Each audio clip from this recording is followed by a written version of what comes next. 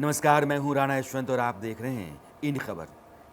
नरेंद्र मोदी सरकार के तीसरे कार्यकाल का जो पहला पूर्ण बजट आया, उस बजट को समझने की कोशिशें की जा रही हैं और कई हलकों में कई लोगों के ज़रिए आपने इसको देखा सुना जाना होगा और अपना अपना इंटरप्रिटेशन होता है। आप सरकार के बारे में क्या राय रखते हैं, इस आधार पर भी आप बजट को देखते हैं, उसके बारे में अपनी राय जाहिर करते हैं। लेकिन अगर इस पूरे बजट को ठीक से आप देखें और उसको समझने की कोशिश करें ईमानदारी से, बिना किसी पक्षपात के और पूर्वाग्रह के, तो ऐसा लगता है कि यह बजट जो है ना 3 जगहों पर फोकस करता है। एक, सरकार चलती रहे इसलिए साथी दलों को बनाए रखा जाए, और 2 बड़े दल जेडीयू और टीडीपी, यानी एक राज्य बिहार और दूसरा राज्य आंध्र प्रदेश। दूसरी बात, रोजगार पैदा करने की। इस सरकार ने शायद ये माना है कि जो चुनाव रहे हैं उन चुनाव में नाराज़गी का एक कारण बेरोजगारी भी रही है, इसलिए रोजगार पैदा करने पर सरकार का जोर है। और तीसरी बात कि टैक्स स्लैब में बहुत दिनों से बहुत बदलाव नहीं हुआ था और जो मध्यम वर्ग है, मैं मध्यम वर्ग नहीं कहूँगा, नौकरी पेशा लोग 2-2.5 करोड़ के आसपास देश में हैं, मध्यम वर्ग की जमात बहुत बड़ी है, लेकिन नौकरी पेशा लोग और वो लोग जो अलग अलग ज़रियों से आमदनी करते हैं, इनकम टैक्स भरते हैं, उनके लिए थोड़ी रियायत मिले। अब इसमें हम पहला लेते हैं, यानी कि साथी दलों को बनाए रखने के लिए बजट में जो प्रावधान हुआ। बिहार का अगर आप देखेंगे तो लगभग 49,000 करोड़ के आसपास बिहार को बजट एलोकेट किया गया है। और सबसे ज़्यादा कोई स्टेट बहुत फ़ायदे में रहा है तो बिहार है। नीतीश कुमार ने विशेष राज्य का दर्जा मांगा, लेकिन सरकार ने सदन के भीतर ही उससे अपने पैर पीछे खींच लिए कि यह संभव नहीं है। देश में 11 राज्यों के पास विशेष राज्य का दर्जा है, लेकिन तब स्थितियां अलग होती हैं और विशेष राज्य का दर्जा मिलने के बाद से केंद्र पर बोझ उस राज्य के लिए बहुत अधिक बढ़ जाता है। उसके एवज में नीतीश कुमार घिरे नहीं, उनके विरोधी उनके ऊपर तंज ना कसें और वो पार्टी से, यानी कि जो बीजेपी है, उससे बिदके ना, इसके लिए अलग से प्रावधान किए गए। मुझे लगता है कि चंद्रबाबू नायडू के मुकाबले नीतीश कुमार को बीजेपी ने ज़्यादा तरजीह दी है। जो सड़क परियोजना है, सड़क परियोजना पर बिहार में 26,000 करोड़, और सड़कें कहाँ से कहाँ बनेंगी, एक्सप्रेसवेज, वो भी अलग से मैं बात करूँगा, लेकिन सड़क परियोजनाओं के लिए 26,000 करोड़। बिजली, भागलपुर में एक मेगा बिजली पावर प्रोजेक्ट होगा जिसके लिए 21,400 करोड़। और कोसी के बेल्ट में बिहार का एक बड़ा इलाका बार बार बाढ़ से तबाह होता है, बसने उजरने में पीढ़ियां खप गई हैं, लेकिन बाढ़ से जो विभीषिका पैदा होती है उसका अभी तक कोई इलाज निकल नहीं सका है। उसकी खातिर भी 11,500 करोड़ रुपये दिए गए हैं। इसके अलावा ये हुआ है कि महाबोधि, जो गया में आप जाएंगे तो विष्णुपद और महाबोधि, गया में विष्णुपद और बोधगया में महाबोधि जो मंदिर हैं, इनको काशी विश्वनाथ कॉरिडोर के तर्ज पर डेवलप किया जाएगा।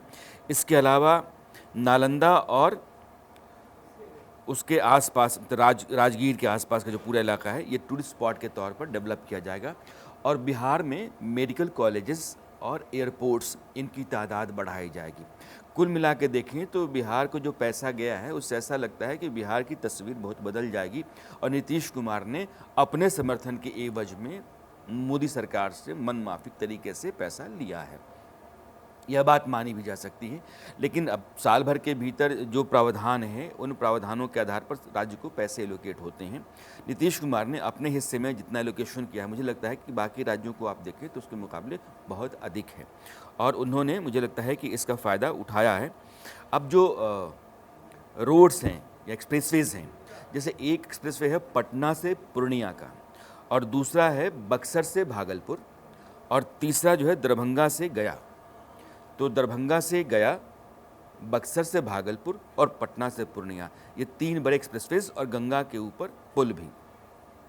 यह जो पूरा मद है 26,000 करोड़ का बनता है। अब आप देखिए कि बिहार में बीजेपी ने कमोबेश इस बजट के जरिए बिहार की सरकार नहीं बल्कि मोदी सरकार को संतुलित करने की कोशिश की है, क्योंकि अगर आप बजटरी लोकेशन देखें तो चंद्रबाबू नायडू को 15,000 करोड़ रुपये दिए गए आंध्र प्रदेश के विकास के लिए, और जो राज्य का बंटवारा हुआ, तेलंगाना और आंध्र प्रदेश अलग अलग हुए, तो तेलंगाना को फिर से उस आंध्र प्रदेश को पटरी पर लाने के लिए, वहाँ की अर्थव्यवस्था को बेहतर करने के लिए बार बार चंद्रबाबू नायडू का दबाव था कि मुझे फाइनेंशियल असिस्टेंस चाहिए और बड़े स्केल पर चाहिए। तो 15,000 करोड़ के अलावा अलग अलग मदों में भी उनको पैसे गए हैं, लेकिन उतना नहीं जितना कि बिहार को दिया गया है। इसका मतलब चंद्रबाबू नायडू ज़्यादा भरोसेमंद दोस्त हैं नीतीश कुमार के मुकाबले। अब दूसरी बात है एम्प्लॉयमेंट जनरेशन की। अब सरकार ये कह रही है कि हम टारगेट इस बात पर कर रहे हैं कि 5 साल में 4 करोड़ 10 लाख नौजवान रोज़गार से या स्किल डेवलपमेंट से या एमएसएमई से या रोज़गार के जो दूसरे ज़रिए हैं, जैसे मुद्रा लोन हमने दिया है, उसके ज़रिए वो अपनी रोज़ी कमा पाएँ। तो 5 साल में 4 करोड़ से ज़्यादा नौजवानों को रोज़गार दे देना, ये सरकार की प्राथमिकता है और इसमें उसने अच्छा खासा बजटरी एलोकेशन है।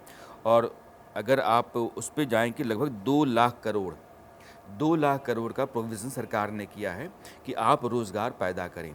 इसके अलावा वैसे लोग जो ऑर्गेनाइज़ सेक्टर में पहली बार नौकरी करेंगे, तो पहली बार नौकरी करने वाले वैसे लोगों को सरकार उनका जो पहला वेतन होगा, उसके बराबर की रकम 3 किश्तों में उनको भेजेगी।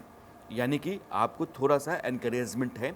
और जो पीएफ होता है, ईपीएफ जिसको हम कहते हैं, है ना, ईपीएफ रजिस्टर्ड ईपीएफ के ज़रिए ही आप, यानी कि सरकार भी यह देख रही है कि कितने लोग, ये मुझे लगता है कि इस तरह का प्रोविज़न है कि आप अपने आप को ईपीएफ के ज़रिए रजिस्टर कराएं, ताकि सरकार के पास आंकड़ा रहे कि इस सेक्टर में कितने लोगों ने नौकरी पाई है। और उन लोगों को फिर उनका जो वेतन है 15,000 से ज़्यादा नहीं होना चाहिए, तो वो वेतन 1 महीने का आपके पास जाएगा।